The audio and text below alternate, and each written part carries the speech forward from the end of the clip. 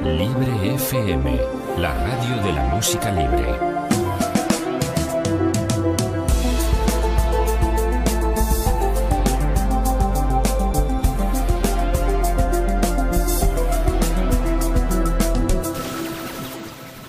Pues buenas tardes, compañeros. Estamos en un nuevo programa de la cadena Libre FM para Ciencia y Espíritu, y este es un programa especial dedicado especialmente a Latinoamérica dentro del nuevo contexto mundial que se está gestando de multipolaridad, con los BRICS como protagonistas. Y tenemos un invitado de excepción, a Miguel Rix, que viene precisamente de hacer una ronda de, bueno, no sé si está todavía por Venezuela, conociendo ciudades y de primera mano la experiencia bolivariana allí en estas tierras. Hola, Miguel, ¿cómo estás? Hola, encantado. Estoy encantado de estar con vosotras y bueno, sí, os puedo contar muchas de Venezuela.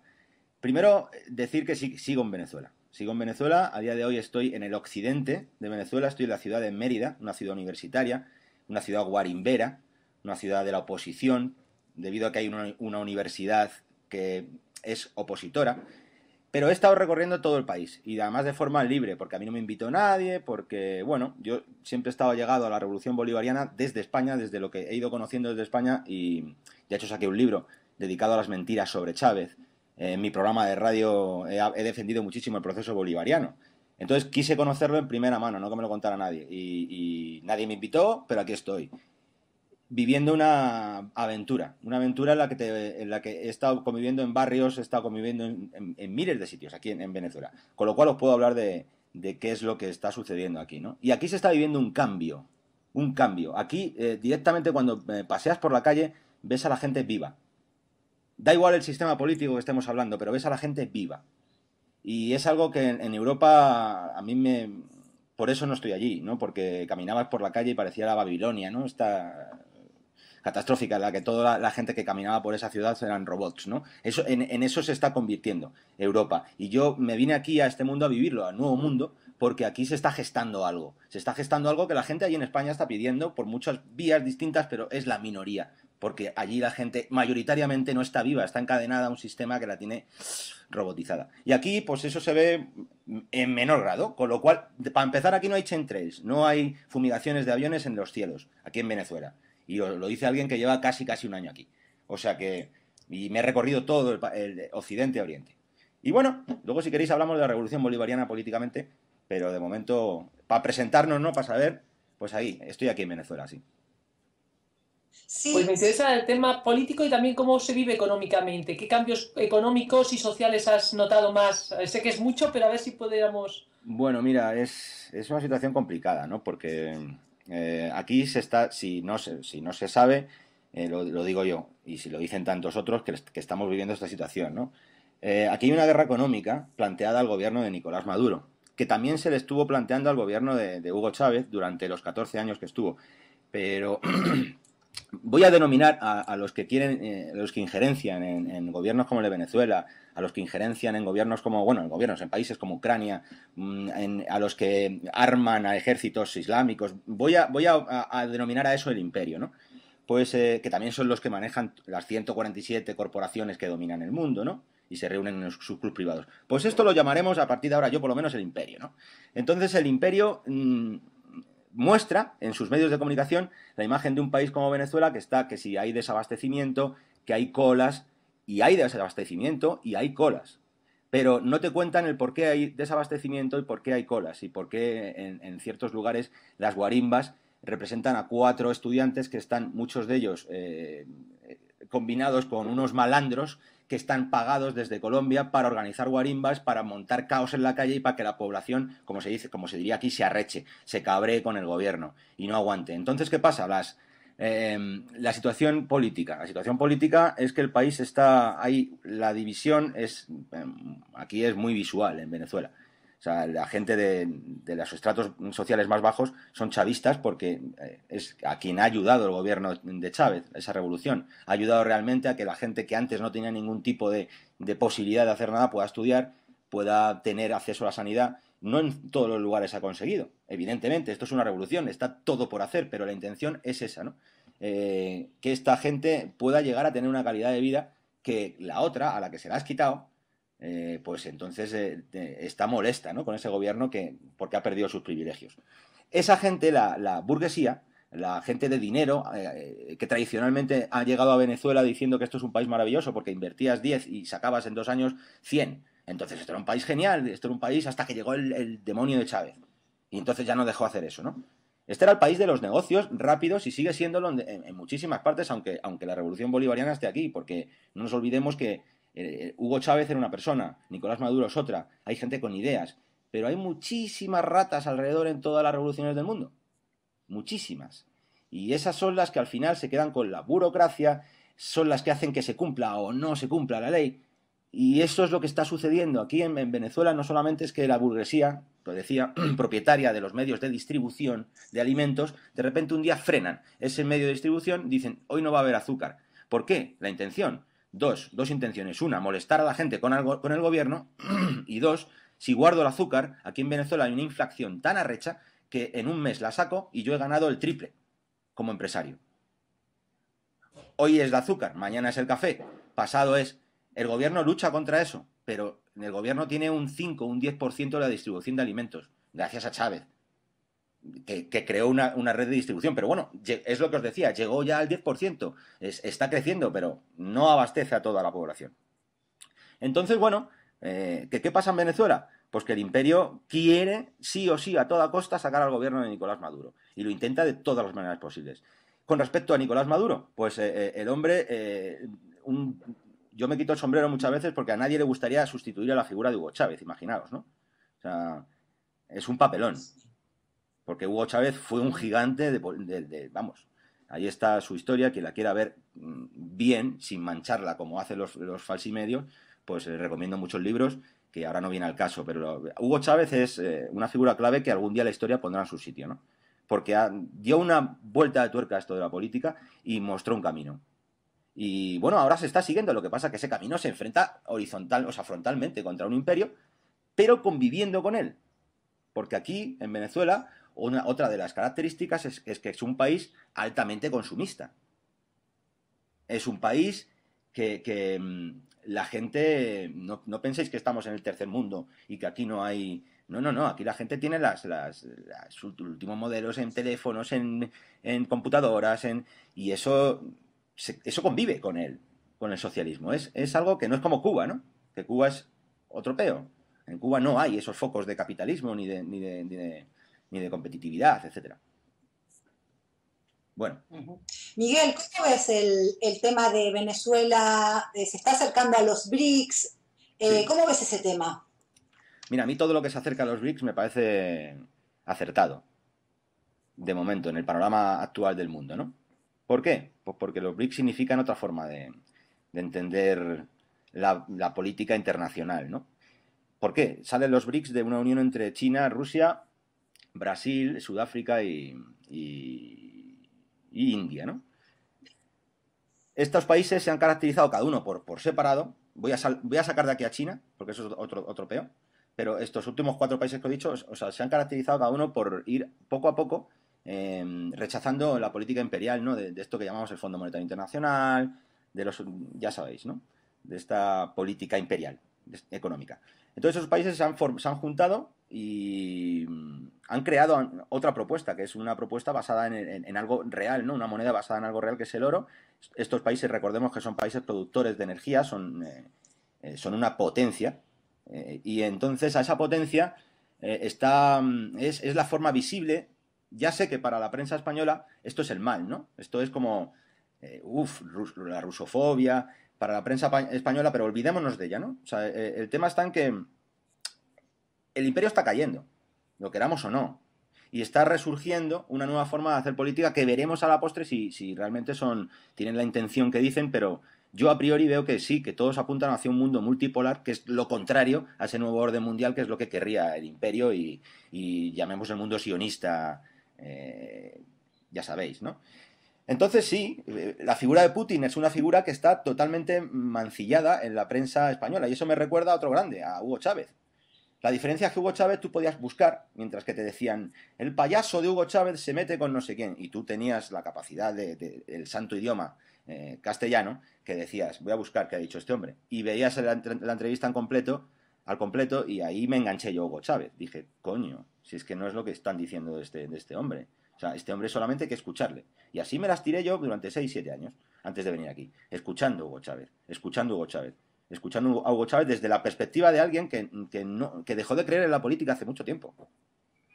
Creo que como vosotras, porque entendí hace tiempo cómo funciona esta estructura mundial, ¿no? De un solo poder, en la cual la política, bueno, pues está manejada desde estas élites financieras y son meros títeres. Pero de repente empiezas a ver gente que se separa de eso, ¿no? Y entonces al principio no te lo crees anda ya, hombre, cómo va otro listo que quiere otra cosa, ¿no? Pero hay gente que realmente es así, hay gente que hace las cosas sin interés, sino por el interés general. Y eso aprendes a valorarlo cuando vas creciendo, ¿no? Y sí, Hugo Chávez fue un grande. Y sí, Venezuela se va a unir al BRICS. Y yo creo que es lo mejor que puede hacer. Porque ya os digo que el ataque al gobierno de Nicolás Maduro es muy fuerte, sobre todo si vives aquí lo sabes, lo ves, desde todos los puntos. Es muy vulnerable la economía aún, porque el proyecto de Hugo Chávez, el Plan de la Patria, todavía no se ha realizado. Hasta 2019 esto está escrito, lo dejó el grande de Hugo Chávez, sabiendo que iba a morir, dejó escrito el Plan de la Patria, que son todas las medidas a tomar, que yo lo recomiendo a cualquier persona que no me crea, que teclee el Plan de la Patria 2013-2019 Hugo Chávez y que lo lea. Eso, si lo aplicáramos a cualquier país, tendríamos una forma ética de gobernar. Tendríamos una forma ética de distribuir las riquezas. Esa es la revolución bolivariana. Y la revolución bolivariana ahora mismo lo que tiene que hacer es dejar de depender del patrón petrodólar, que es de lo que depende. Y en ese sentido, Nicolás Maduro, si lo que os decía, si la burocracia se lo permite, ha puesto unas buenas medidas económicas para contrarrestar este poderío del dólar con respecto al bolívar, ¿no? Y poco más. Sí, sí. De hecho, esta semana teníamos la buena noticia de que Irán directamente había prohibido las exportaciones, o sea, el comercio internacional en dólares. O sea, primero había leído en prensa RT que, digamos, que pasaba, pero luego en Cuba Debate decían directamente que habían prohibido, es decir, las grandes exportaciones de petróleo iraní directamente prohibidas. Y sabes que ahora mismo también estamos siguiendo Davos, que Benjamin Fulford ha dado pues noticias de que ahí se iban a hablar ya claramente algunos de estos nuevos cambios. Para empezar, China parece ser que tiene la voz cantante. Lo poco que podemos leer ya de Davos es que precisamente China está diciendo voy a moderar mi crecimiento, no se puede tener un crecimiento excesivo todo el tiempo. ¿Qué país dice eso? O sea, cuando le acusan de imperialismo chino, pues ves que no, que quiere hacer un crecimiento sostenible, razonable. Ellos mismos reconocen que han ido muy deprisa, que quieren hacer sus cambios estructurales para que también haya pues lo que se llama pues un bienestar para toda la gente china. Y eso es lo que estamos esperando también, ver esos cambios en Davos. De hecho, yo también me he echado un vistazo un poquito a los demás países, pues todo esto de que Cristina Kirchner en Argentina pues se acercó a los BRICS, ya ha tenido todos estos follones desde el tema de los fondos buitre, etcétera, etcétera, pues como más países, incluido Europa, se supone que están entrando en esa órbita y se están quedando solas pues las 10-12 naciones, incluidas desgraciadamente España, Sí. Que son de la órbita sionista nazi. Hoy mismo veía en una prensa española vergonzosamente, porque hay buenos escritores, pero veía nada menos que al clan Bush proponiendo un presidente para el otro año. Yo espero que en Estados Unidos no sean tan descerebrados el Partido Republicano de sacar a ese criminal de guerra o ese familiar de criminal de guerra para las elecciones. Pero bueno, pues en toda Latinoamérica se tiene que estar notando estos cambios. Yo también leía a Correa que tenía muy buenos planes. Ahora a final de mes van a hacer la CELAC, la conferencia cumbre para precisamente todos los países latinoamericanos menos Estados Unidos y Canadá. Ajá. Esto se está reforzando. ¿Tú cómo lo has podido ir notando? ¿Lo has podido ir viendo? Bueno, aquí en Latinoamérica hay una unión que, bueno, para empezar, ellos tienen el mismo idioma todos los países, excepto Brasil, pero además te entiendes con un brasileño, ¿no? O sea, imaginaos compararlo con Europa, ¿no? ¿Qué tenemos nosotros que ver a nivel idiomático y cultural, ¿no? Con los franceses, italianos, ingleses, italianos un poco, pero bueno. Aquí no, aquí es todo lo contrario. Aquí hay una capacidad para el lenguaje y para el entendimiento, y además hay una historia que allí en España no nos la cuentan a los españoles, pero aquí en Latinoamérica Hugo Chávez empezó a contarla y en otros países como en Cuba, como en Nicaragua, como en unas épocas en otros países del sur, se empezó a contar, y es la historia de la liberación de Latinoamérica, ¿no? Entonces aquí hay algo que un español, a no ser que viva aquí, no puede entender, que es la figura de Bolívar. Y Bolívar une. Bolívar no solamente significa un personaje que se rebeló contra España y fue bueno, pues es lo que nos contaron allá, ¿no? Bueno, pues un descastado, poco menos, ¿no? Y resulta que Bolívar fue, yo creo que uno de los héroes de la humanidad. O sea, liberó 6 países, Bolívar. Liberó, no quiere decir que conquistó. Siendo un tipo de cuna noble, ¿no? Un mantuano, uno de la alta burguesía venezolana, caraqueña en este caso, y él fue cambiando, fue evolucionando su vida. Muchas veces te dice la gente, ¿qué evolución? Sí, la gente evoluciona, y da igual la clase social. O sea, Bolívar es un ejemplo de ello, ¿no?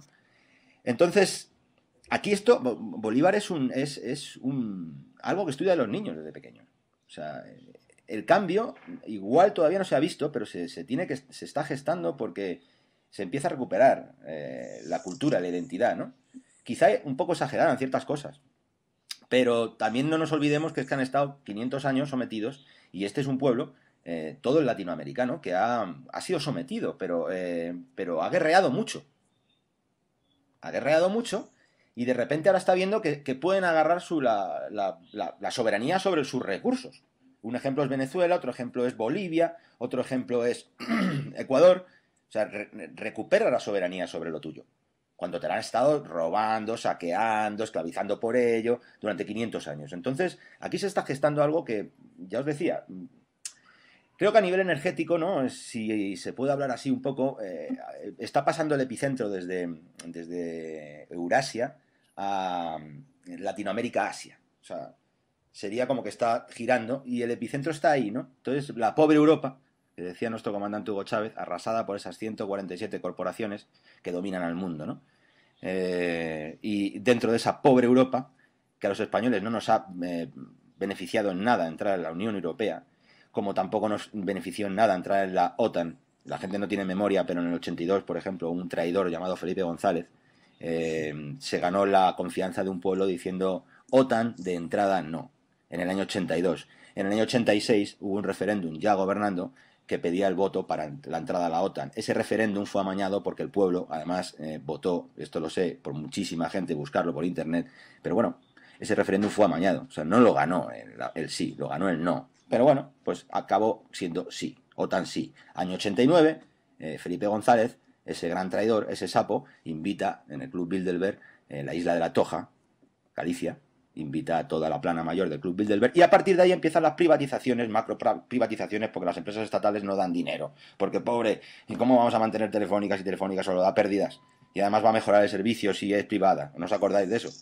Y así con todas. Totalmente. Entonces ese imperio... Se han repartido. Claro, ese imperio son esos 10 países que decías tú. Coño, pues a mí como español me lastima, me da mucha pena. Yo estoy aquí, me encanta estar aquí, pero también siempre tienes el ojo puesto en tu país, ¿no? Porque te duele, porque tienes a tu gente. Yo tengo a la mía allí, igual que la tengo acá, estoy repartido, pero igual que aquí se está gestando algo nuevo, allí sabes que tengo la sensación, aunque, bueno, es triste decirlo porque es tu patria, ¿no? Pero allí tengo la sensación de que está muriendo algo viejo. Y tiene que salir algo nuevo, y va a depender de la gente de cuanto antes espabile y deje de creerse todo las mentiras que dicen los medios de comunicación. Y cuando digo medios de comunicación estoy incluyendo público, estoy incluyendo supuestamente aquí hiperprogresistas de izquierdas, pero bueno, buscar los accionistas de estos medios y sabréis qué es lo que pretenden, ¿no? Entonces eso está muriendo, pero se puede llevar a rastras a la población, o la gente puede espabilar antes, como ha pasado aquí en Venezuela, como está pasando en Latinoamérica. Esa es la diferencia, ¿no? Sí. Miguel, hablando de cambios, ¿no? De evolución, de energías, que has tocado el tema, hay protestas esperanzadoras, ¿no? Contra el TTIP, la ley Mordaza, los transgénicos. La gente está luchando, la gente está despertando, se está moviendo, ¿no? A nivel global. ¿Cómo ves esa lucha? Esa lucha es la más bella que puede iniciar un ser humano, y sobre todo allí en ese mundo que está tan podrido. Yo estaba metido en esa lucha hasta que me vine para acá, y sigo metido, pero de forma indirecta, ¿no? ¿Qué ocurre? Que yo siempre lo he dicho, esa lucha, que también se puede meter el 15M ahí, quitando todas las intenciones que pudiera tener el poder, pero el espíritu que se vivió, ¿no? De gente de... Pero nos falta número crítico. Es decir, solo podemos ganar, solo podemos vencer. Lo que ocurre es que, claro, en el largo periodo, ¿no? Periodo largo. Pero claro, hasta que venzamos depende de que cada vez seamos mayoritarios ese número, ¿no? Y ese número al final siempre, o sea, va creciendo, la gente despierta, gente con conciencia. ¿Cuántos somos? ¿Un 10%, un 5%, un 15%, un 20%? ¿Somos el 99%? No. ¿Cuántos somos? Bueno, da igual, los que seamos van aumentando, pero también van aumentando las formas en las que el sistema se va quedando con todos esos... Es decir, con todos esas protestas en la calle, ese latido del pueblo, que es lo que quiere, y ahí se generan propuestas políticas, se generan propuestas distintas y se reconduce a la gente, al lugar de estar en la calle protestando, estar frente a una pantalla de televisión viendo un debate político, en el cual siempre sale perdiendo un tipo que lo están demonizando. Pero siempre sale el tipo al que están demonizando. Esa es la estrategia que yo creo que es del libro, ¿no? Del Instituto Tavistock y todos estos sitios donde que lo busque la gente, donde programan cómo debemos pensar los occidentales, ¿no? Cómo debemos vivir, hacia qué líderes de opinión tenemos que seguir, votar, etcétera. Entonces, bueno, pues sí, están haciendo algo, pero depende de la gente el que no caiga en esos tentáculos que allí en España son muchísimos más que aquí porque estamos dentro del imperio. Aquí el imperio quiere venir, da arañazos desde fuera, ¿no? Infiltra gente, hay mucha gente que de repente dentro del gobierno dices vaya sapos y tal, pero al final se detecta y los echan. Vale, pero quieren entrar, allí están dentro, o sea, ellos son los que manejan España, Europa, ¿no? O sea, ellos no van a dejar esta partida porque hayan sido derrotados, ellos van a morir matando. Sí, lo estamos viendo. Porque han demostrado ser unos criminales, han demostrado tener un sistema que debe estar basado en esas poquitas familias y rasgos evidentemente psicopáticos, pedófilos. Esta gente no sé, esto es un cambio de ciclo que os digo, tenemos que vencer. ¿Cuándo? No lo sé, yo no soy tan optimista como Rafa Pal, mi amigo.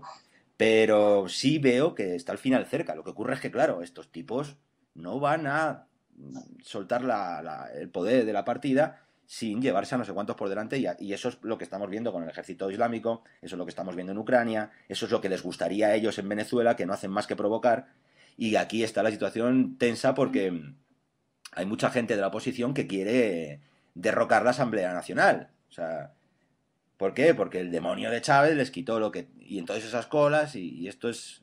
Y así ellos quieren eso, el caos. Y les encantaría, por ejemplo, que en España hubiera otra nueva guerra civil entre rojos y fachas. Les encantaría. Sí, no, hemos visto intentos y además con denuncias concretas de nombres y apellidos claro, que querían aprovechar el tema catalán, además, que tan manejado ha estado por la prensa, y yo creo que ya la gente de la calle estamos hasta hartos de ese tema.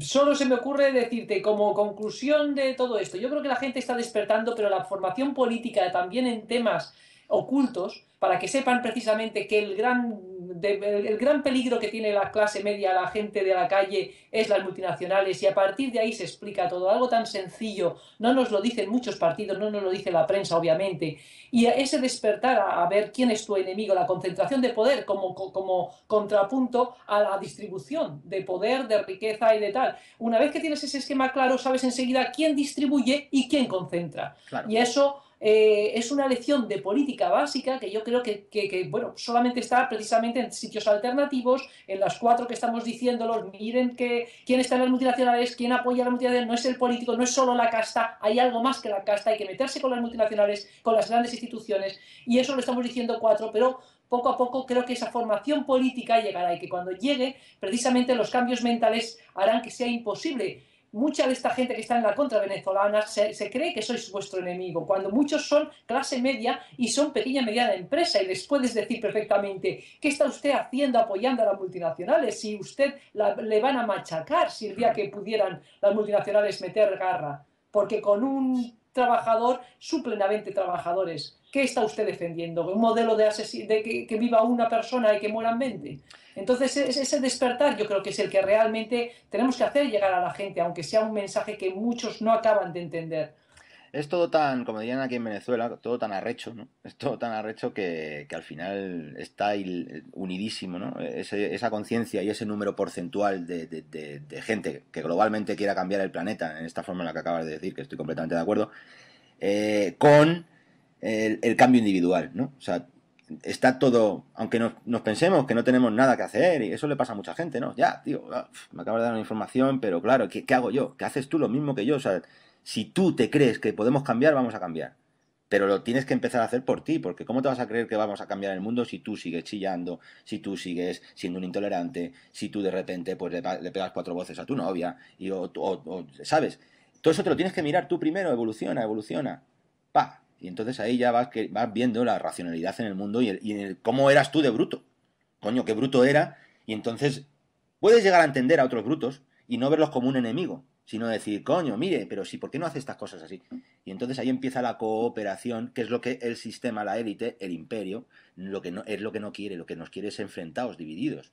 Y resulta que los seres humanos, si nos dejaran naturalmente, y yo lo he vivido porque he vivido muchísimas comunidades autogestionadas, de verdad, muchas. Yo estoy hace ya mucho tiempo fuera del sistema porque estoy metido en muchas movidas de cooperativas, etcétera. Y cuando el ser humano le dejas por sí solo, su naturaleza es cooperar. Somos seres sociales y somos seres que estamos interconexionados entre nosotros. Lo bonito y lo bello empieza cuando te das cuenta de eso. Cuando te das cuenta de que eso que las religiones llaman Dios es algo que tienes tú ahí metido dentro de tu conciencia y te está diciendo de verdad el camino bueno, que te interesa. Le llamas conciencia, se llama intuición, le llamas como te dé la gana, llamar la vaina que quieras. Pero ahí está tu voz, tu Dios, lo que sea, que todos tenemos lo mismo ahí. Y en cuanto que tú paras un poquito, todo Dios mío, el odio, la comunicación, tal, pum, y te paras un poquito y empiezas a escucharte, entonces ahí te das cuenta. Y bueno, eso la televisión, por ejemplo, pues no deja que te escuches. Sí. Cierto. Siguen separándonos, pero no lo conseguirán. Bueno, pues creo que ha salido que lo dejamos aquí. Pili, ¿cómo lo ves? Quería hacerle la última pregunta a Miguel, porque bueno, se está viendo, ¿no?, el colapso de las divisas, el colapso del dólar, por lo visto se rumorea que el yuan de China puede ser que vaya a estar respaldado por oro, etcétera, etcétera. Miguel, y el otro día vi un artículo donde decía, no sé si será verdad, que los Rothschild estaban preparando un corralito en Estados Unidos, ¿no? Se rumorea mucho el tema del corralito. ¿Tú crees que puede ocurrir eso en España o en Venezuela o en otros países? Lo mismo que ocurrió en Argentina. No, yo creo que eso puede ocurrir en los países sionistas. Ese truco puede funcionar en los países sionistas y de hecho yo creo que va a ser su última traca final, ¿no? Porque yo estoy convencido que vamos a derrotar a estos asesinos. ¿Por qué? Por el simple hecho de que cada vez la gente está más al tanto de esto. La gente normal. Entonces estamos haciendo bien la labor, la gente que llevamos haciéndola mucho, y se está expandiendo muy bien la información por internet, que es algo que siempre van a empeñarse en que se legalice, normalice, la ley Mordaza, todas estas cosas, ¿no? Que nos van a grabar, que no podemos compartir. Pero bueno, pues es la forma que hemos tenido para derrotar a estos elementos. Y estos elementos no les queda otra que ser derrotados. ¿Están comprando el oro los Rothschild? Pues más oro está comprando Rusia y más oro está comprando China. El otro día Putin lanzó un órdago. Es que este hombre, yo me quito el sombrero porque además a mí me gusta el ajedrez y a mí me gustan las artes marciales y el hombre pues es judoka y ajedrecista, ¿no? Entonces este es de los que sigue a Sun Tzu, ¿no? Los de conoce a tu enemigo. Claro, o sea, no le tiembla el pulso, a él le ponen sanciones a Putin, a Rusia. Voy a poner yo, que soy Europa, que dependo energéticamente de Rusia, voy a sancionar yo económicamente a Putin. Venga, vale, y Putin hace, jaja, y se pone a jugar al ajedrez. Entonces dice, vale, yo voy a aceptar vuestros precios de mierda, o sea, me habéis bajado el precio y además os tengo que pagar, o sea, me tenéis que pagar en dólares, pero yo voy a aprovechar una jugada coyuntural, que es que el mercado del oro está en mínimos. Y voy a comprar todos esos dólares, me los voy a gastar en oro. Todos. Porque yo tengo reservas energéticas y monetarias para aguantar una crisis. Vosotros no. Entonces, ahora llega pues cuando el Putin dice, bueno, se acabó el juego.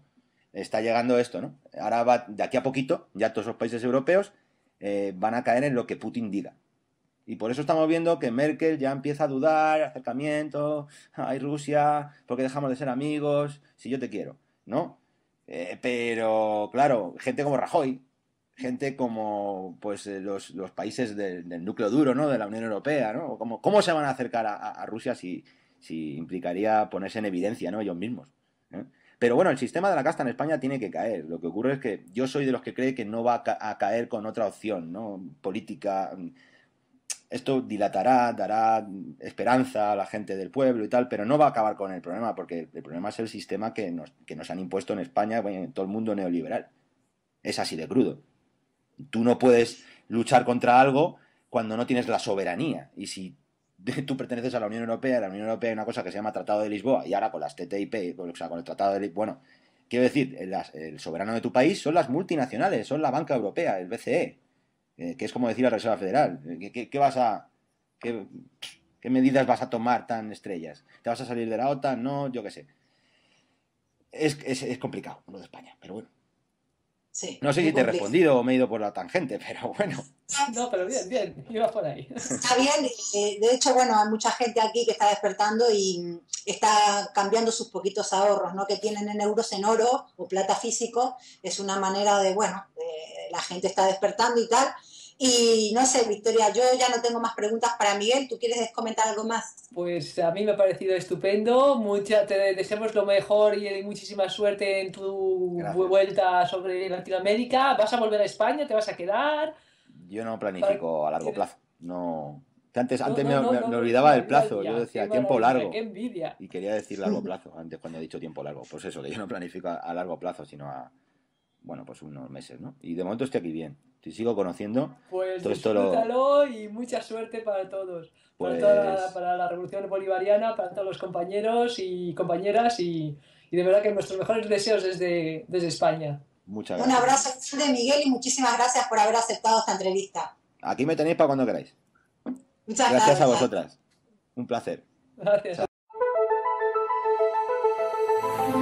Libre FM, la radio de la música libre.